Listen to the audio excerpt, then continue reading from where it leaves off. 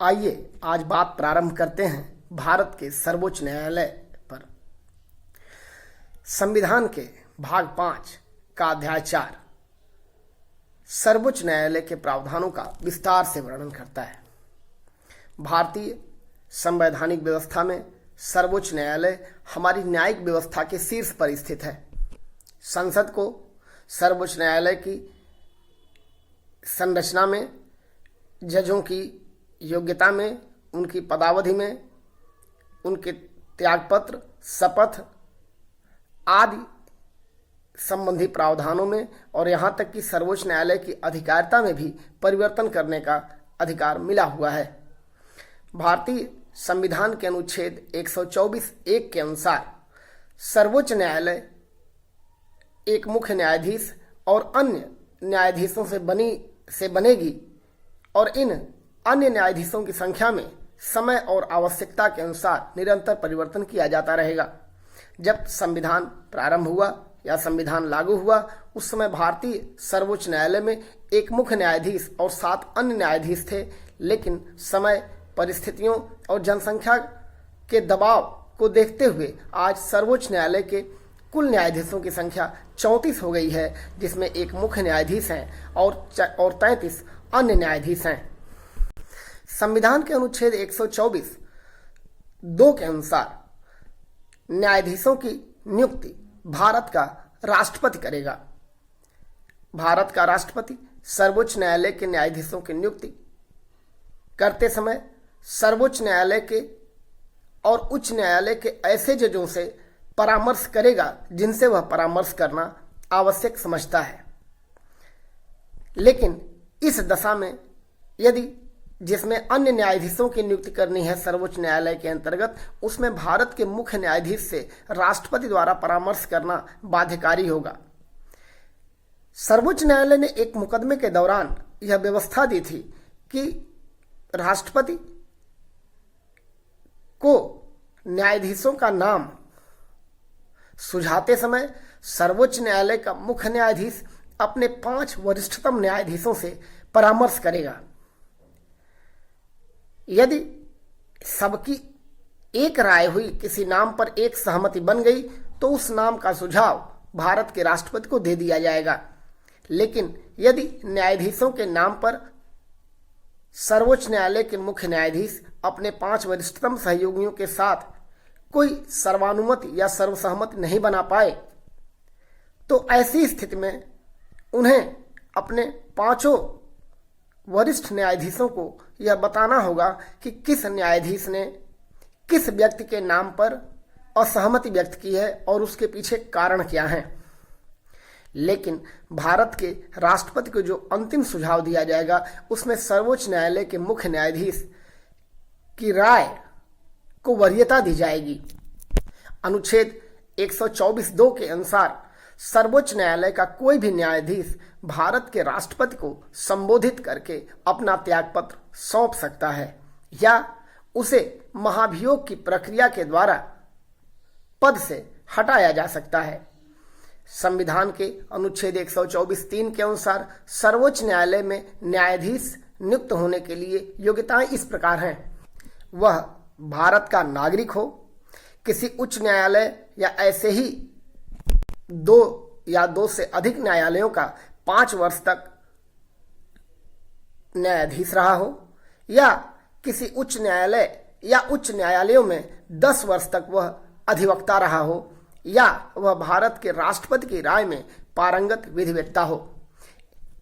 सर्वोच्च न्यायालय के न्यायाधीश को नियुक्त करने का अंतिम अधिकार भारत के राष्ट्रपति के पास है और वह इन्हीं अभी बताए गए 3 कसौटियों में से कस करके ही किसी भी व्यक्ति को भारत का न्यायाधीश नियुक्त कर सकता है। सर्वोच्च न्यायालय के न्यायाधीशों को नियुक्त करने में जो पारंगत विधिवेत्ता शब्दावली का प्रयोग किया गया है, वह भारतीय संविधान में अमेरिकी संविधान से ग्रहण किया गया है। अमेरिका में सर्वोच्च न्यायालय में कानून के योग्य प्राध्यापकों को या कानून के क्षेत्र में उच्च स्तरीय शोध कर चुके लोगों को या कानून के क्षेत्र में जज या वकील न रहते हुए भी महत्वपूर्ण योगदान देने वाले व्यक्तित्वों को सर्वोच्च न्यायालय में न्यायाधीश के रूप में नियुक्त करने की परंपरा रही है। ऐसे लोगों की योग्यता, क्षमता और उनके अनुभवों का लाभ प्राप्त करने के लिए भारतीय संविधान में भी न्यायाधीशों को पारंगत विधिवेत्ता शब्दावली के अंतर्गत आने पर राष्ट्रपति सर्वोच्च न्यायालय का जज या न्यायाधीश नियुक्त कर सकता है।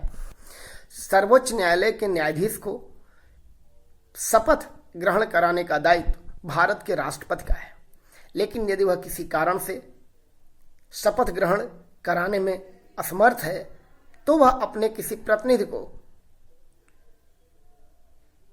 न्यायाधीश के पद की शपथ दिलाने के लिए नियुक्त कर सकता है। प्रायः ऐसा देखा गया है कि भारत के सर्वोच्च न्यायालय के मुख्य न्यायाधीश अन्य न्यायाधीशों को पद और गोपनीयता की शपथ दिलाते हैं और ऐसा वह भारत के राष्ट्रपति की ओर से करते हैं। सर्वोच्च न्यायालय का कोई भी न्यायाधीश अपने पद पर 65 वर्ष की आयु तक रह सकता है। इसके पूर्व भी यदि उसे लगे कि वह पद के दायित्वों का निर्वहन करने में असमर्थ है तो वह अपना त्यागपत्र भारत के राष्ट्रपति को संबोधित करते हुए सौंप सकता है। लेकिन भारतीय संविधान सर्वोच्च न्यायालय के न्यायाधीशों को आवश्यकता पड़ने पर पद के दायित्वों का निर्वहन न करने की स्थिति में, जिसे असमर्थता और कदाचार इन दो शीर्षकों के अंतर्गत रखा गया है, इनमें से किसी भी एक अनर्हता की दशा में पद से हटाने का अधिकार भारत की संसद को सौंपता है। अर्थात भारत की संसद सर्वोच्च न्यायालय के किसी भी न्यायाधीश को असमर्थता और सिद्ध कदाचार के आरोप में पद से हटा सकती है। इस प्रक्रिया को महाभियोग कहते हैं। अब आइए चर्चा करते हैं संसद में सर्वोच्च न्यायालय के न्यायाधीशों को हटाने के लिए चलने वाली महाभियोग प्रक्रिया पर। सर्वोच्च न्यायालय के न्यायाधीशों को पद से हटाने की प्रक्रिया का विनियमन करने की शक्ति भारत की संसद को है और उसने जो नियम बनाए हैं उन नियमों को संविधान के परिप्रेक्ष्य में समझने की आवश्यकता है।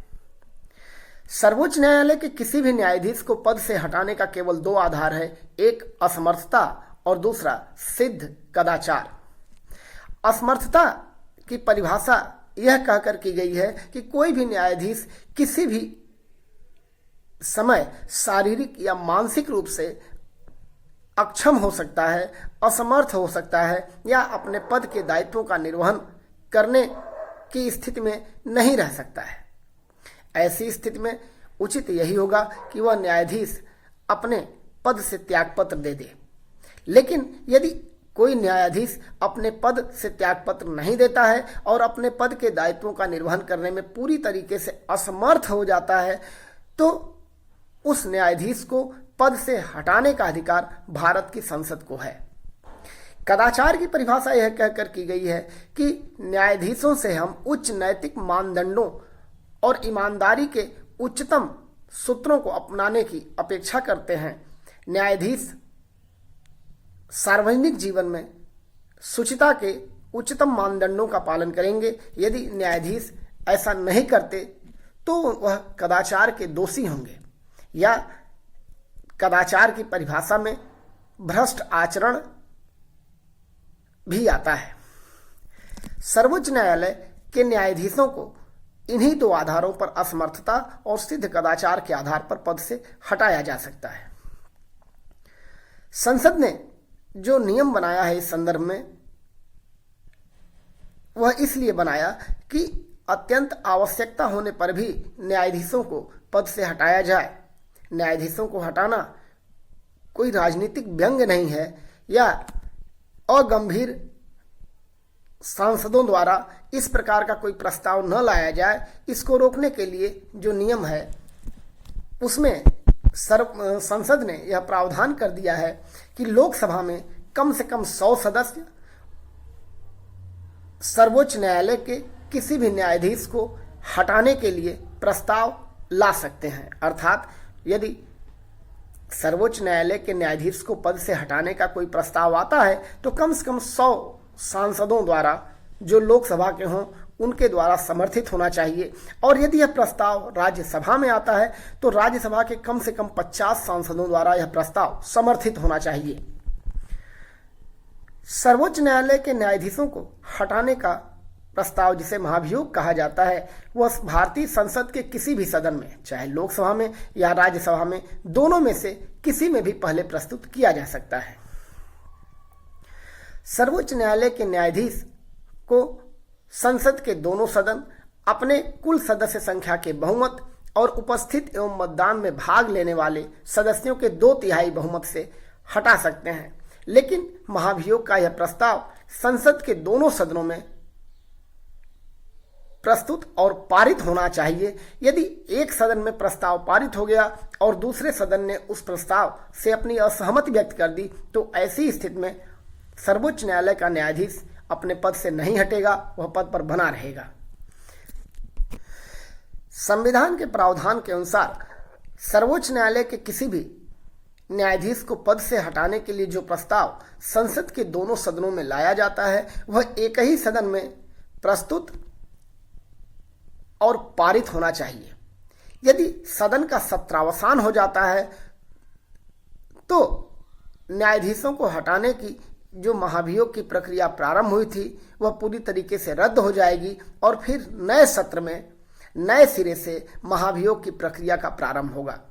संसद के दोनों सदनों द्वारा अपेक्षित बहुमत, अर्थात सदन की कुल सदस्य संख्या का बहुमत और उपस्थित एवं मत देने वाले सदस्यों के 2/3 बहुमत से पारित होने पर सर्वोच्च न्यायालय के जज को या न्यायाधीश को अपना पद छोड़ देना होता है। महाभियोग की प्रक्रिया के उपरांत भी उस न्यायाधीश के विरुद्ध यदि कोई आपराधिक कृत्य उसने किया है तो आपराधिक मुकदमा चलाया जाएगा। उसे इस बात से उन्मुक्ति नहीं है कि उसने महाभियोग की प्रक्रिया के द्वारा अपना पद छोड़ दिया है, अर्थात इसे दोहरा दंड नहीं माना जाएगा। क्योंकि उसने पद के दायित्वों का निर्वहन करने में जो अक्षमता दिखाई, जो कदाचार दिखाया, उसके लिए वह दोषी है, उसे अपना पद छोड़ना पड़ेगा। लेकिन जो उसने भ्रष्टाचार किया है, यदि ऐसा उसने किया है तो, या उसने यदि कोई गलत आचरण किया है तो उस आचरण के लिए जो निर्धारित दंड है उसे भोगना पड़ेगा। यह दोहरा दंड के अंतर्गत नहीं आएगा। सर्वोच्च न्यायालय के न्यायाधीशों पर एक प्रतिबंध यह भी है अनुच्छेद 124 के अंतर्गत कि वह अवकाश प्राप्त करने के उपरांत भारत के राज्य क्षेत्र के किसी भी न्यायालय में वकालत का काम या विधि व्यवसायी का काम नहीं कर सकते। ऐसा इसलिए क्योंकि उन्होंने भारत के सर्वोच्च न्यायालय के न्यायाधीश के पद को सुशोभित किया है और फिर उससे नीचे के न्यायालयों में उनके वकालत करने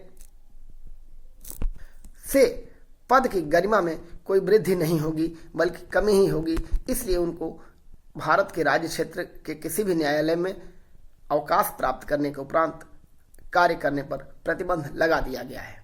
हाँ, वे मानवाधिकार आयोग के अध्यक्ष हो सकते हैं या इस उच्चतम न्यायालय से ऊपर के किसी आयोग में या सरकार द्वारा किसी महत्वपूर्ण पदों पर उनकी नियुक्ति की जा सकती है। उनकी योग्यताओं, उनके अनुभवों का लाभ उठाया जा सकता है। इसमें कहीं कोई प्रतिबंध नहीं है। अनुच्छेद 130 एक महत्वपूर्ण स्थापना करता है। सर्वोच्च न्यायालय दिल्ली में स्थित है, लेकिन भारत राज्य क्षेत्र बहुत बड़ा देश है।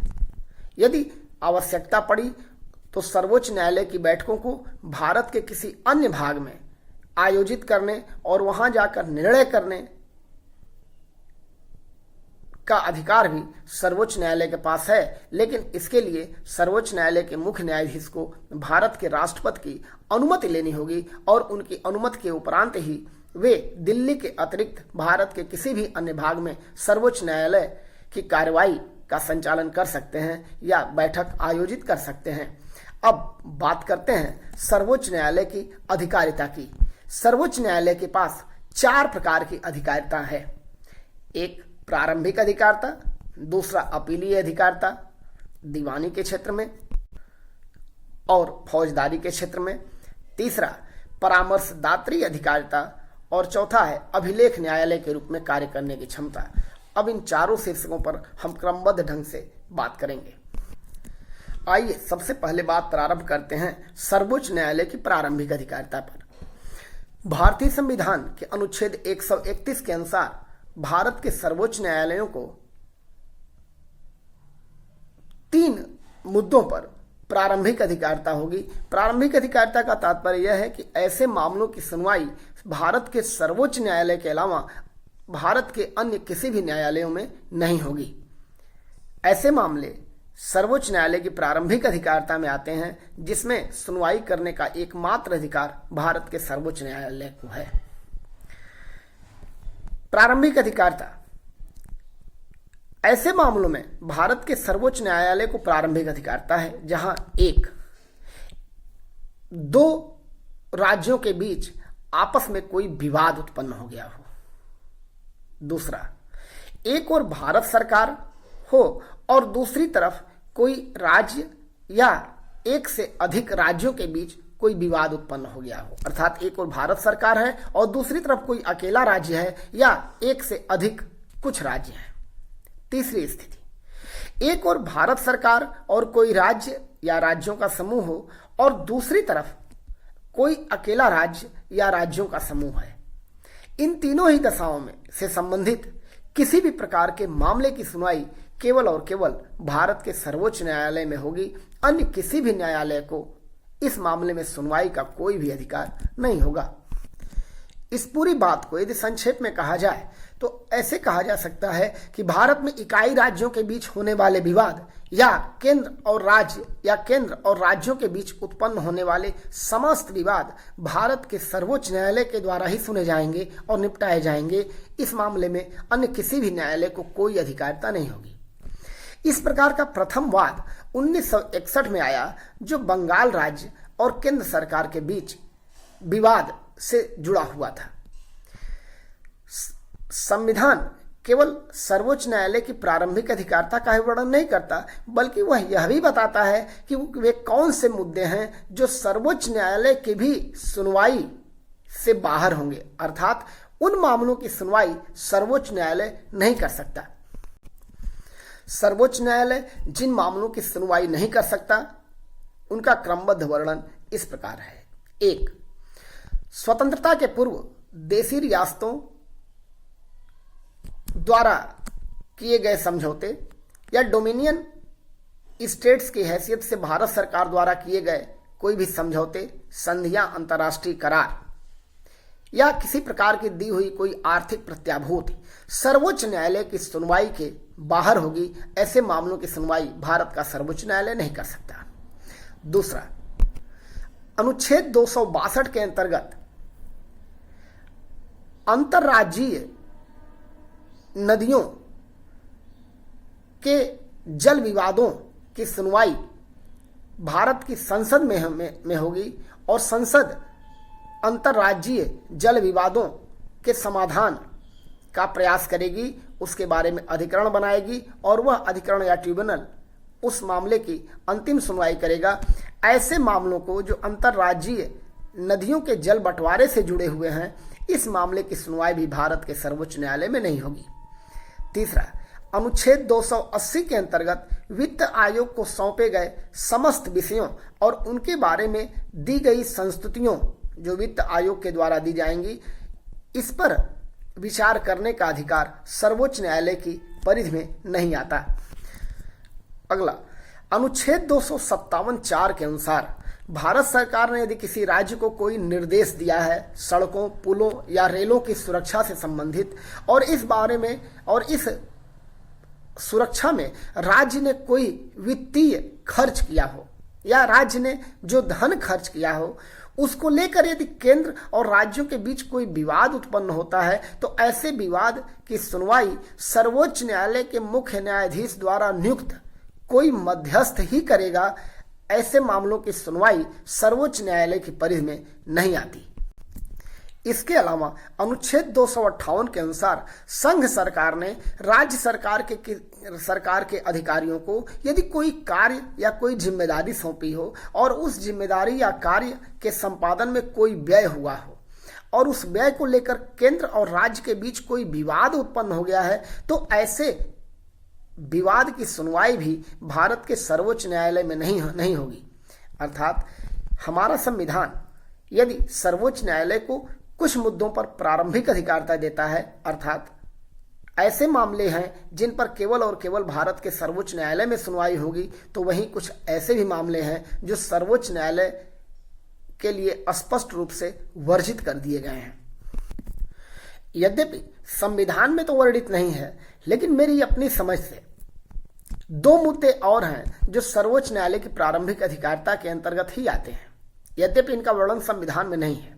जहां तक मेरी समझ का विस्तार है, मुझे लगता है अनुच्छेद 32 के अंतर्गत नागरिकों के मौलिक अधिकारों के उल्लंघन पर सर्वोच्च न्यायालय में सीधे अपील करने का अधिकार भी भारत के सर्वोच्च न्यायालय की प्रारंभिक अधिकारिता के अंतर्गत आ सकता है, क्योंकि नागरिक सीधे सर्वोच्च न्यायालय का दरवाजा खटखटाने का अधिकार रखता है। इसी प्रकार अनुच्छेद 71 के अंतर्गत राष्ट्रपति और उपराष्ट्रपति के चुनावों से संबंधित समस्त विवादों के निस्तारण का अधिकार जो भारत के सर्वोच्च न्यायालय को दिया गया है, वह भी एक प्रकार से सर्वोच्च न्यायालय की प्रारंभिक अधिकारिता के अंतर्गत ही आना चाहिए, क्योंकि अन्य किसी भी न्यायालय को इस बारे में सुनवाई करने का या इस बारे में विवाद का निस्तारण करने का अधिकार नहीं मिला हुआ है। यह मेरी अपनी समझ है, लेकिन इसका संविधान में वर्णन नहीं है। अब आइए बात करते हैं सर्वोच्च न्यायालय की अपीलीय अधिकारिता पर। सर्वोच्च न्यायालय की अपीलीय अधिकारिता का जहां तक प्रश्न है, सर्वोच्च न्यायालय हमारी संघात्मक व्यवस्था के शीर्ष पर स्थित है और उसे भारत के सभी राज्यों के उच्च न्यायालयों के द्वारा दिए गए निर्णयों के विरुद्ध अपील सुनने का अधिकार है। सर्वोच्च न्यायालय की अपीलीय अधिकारिता के अंतर्गत 4 प्रकार के मामले आते हैं।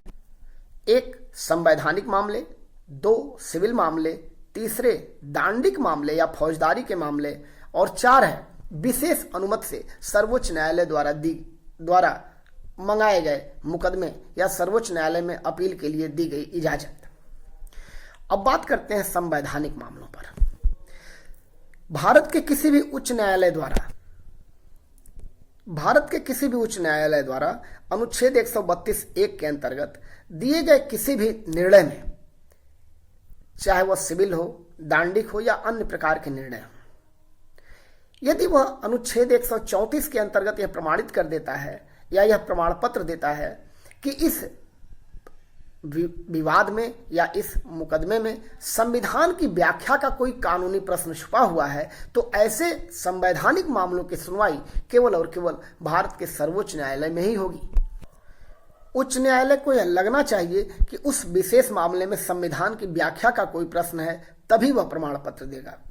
ऐसा भी हो सकता है कि उच्च न्यायालय को यह न लगे कि संविधान की व्याख्या का प्रश्न है, लेकिन सर्वोच्च न्यायालय उस मुकदमे को जो दूर बैठकर देख रहा है, उसे ऐसा लगता है कि इस मामले में संविधान की व्याख्या का या कानून की व्याख्या का कोई सारवान प्रश्न अंतर्निहित है, तो वह अनुच्छेद 136 के अंतर्गत उस मुकदमे की सुनवाई के लिए विशेष इजाजत दे सकता है और उस मुकदमे को अपने पास मंगा सकता है।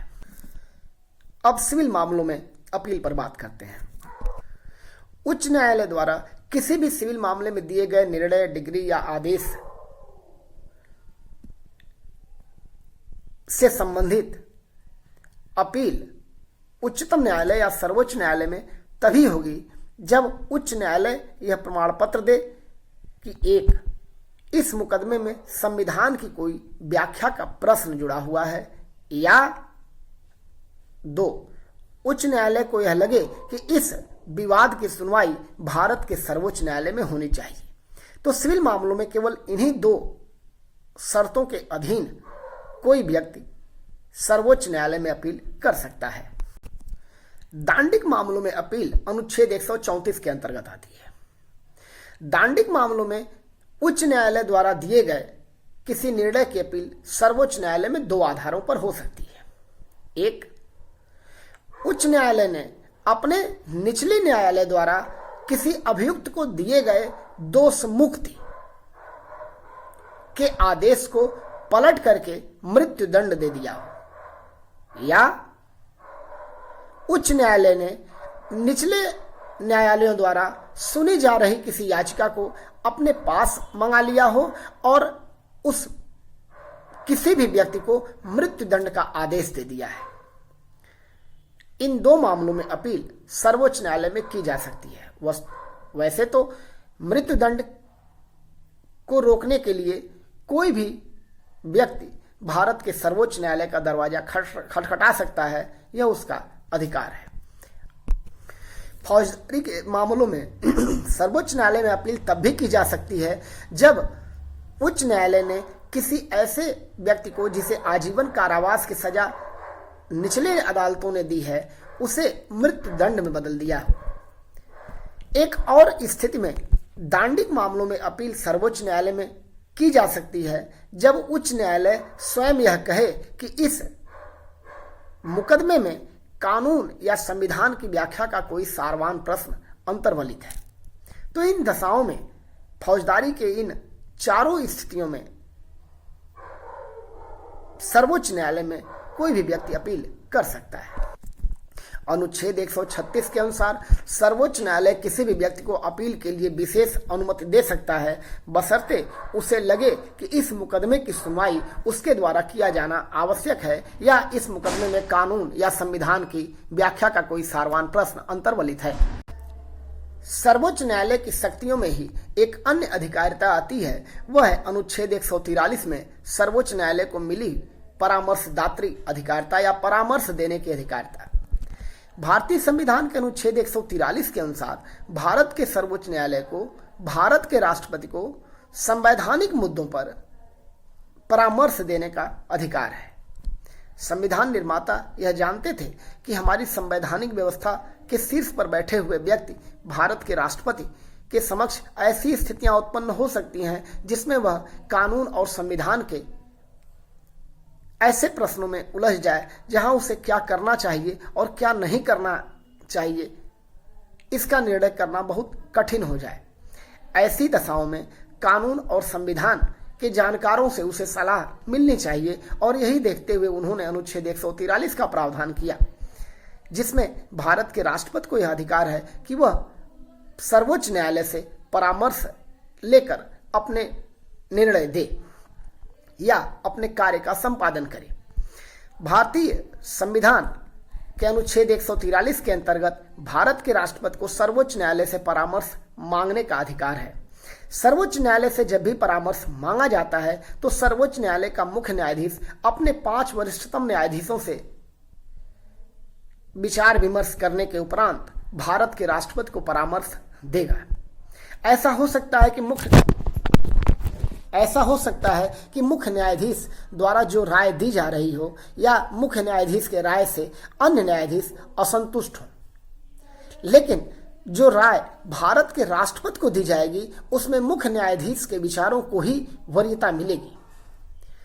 सर्वोच्च न्यायालय भारत के राष्ट्रपति को परामर्श देने के लिए बाध्य नहीं है। वह यह कह सकता है कि जिस विषय पर आपने हमसे परामर्श मांगा है उस विषय पर हम कोई भी परामर्श नहीं देंगे।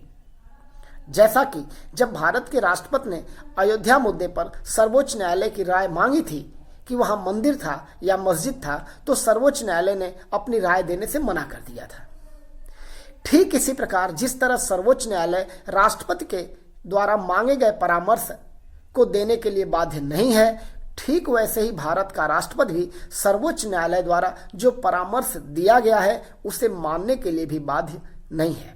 वस्तुतः परामर्श की शब्दावली ही ऐसी है कि हम आपसे जो परामर्श मांग रहे हैं आप परामर्श दे भी सकते हैं, नहीं भी दे सकते हैं, और जो परामर्श आप दे रहे हैं उससे हम मान भी सकते हैं और नहीं भी मान सकते। भारतीय संविधान के इतिहास में 1951 में सर्वप्रथम भारतीय राष्ट्रपति डॉक्टर राजेंद्र प्रसाद जी ने दिल्ली विधि अधिनियम पर सर्वोच्च न्यायालय से राय मांगी थी। परामर्शदायी अधिकारिता का विस्तार पूरे भारत के संदर्भ में होता है। यदि किसी मुद्दे पर भारत के राष्ट्रपति ने सर्वोच्च न्यायालय से कोई परामर्श मांगा तो सर्वोच्च न्यायालय ने उस मुद्दे पर जो परामर्श दिया वह परामर्श भारत के अन्य समस्त न्यायालयों के ऊपर बाध्यकारी होगा, अर्थात ऐसे मामलों की सुनवाई करते समय वह सर्वोच्च न्यायालय द्वारा राष्ट्रपति को दिए गए परामर्श को प्राथमिकता देंगे, वह उनके लिए एक नजीर की भांति होगा। अब बात करते हैं सर्वोच्च न्यायालय को अभिलेख न्यायालय का दर्जा मिला हुआ है अनुच्छेद 129 के अंतर्गत उसकी। अनुच्छेद 129 के अंतर्गत भारत के सर्वोच्च न्यायालय को अभिलेख न्यायालय के रूप में स्वीकार किया गया है। अभिलेख न्यायालय का दो अर्थ है।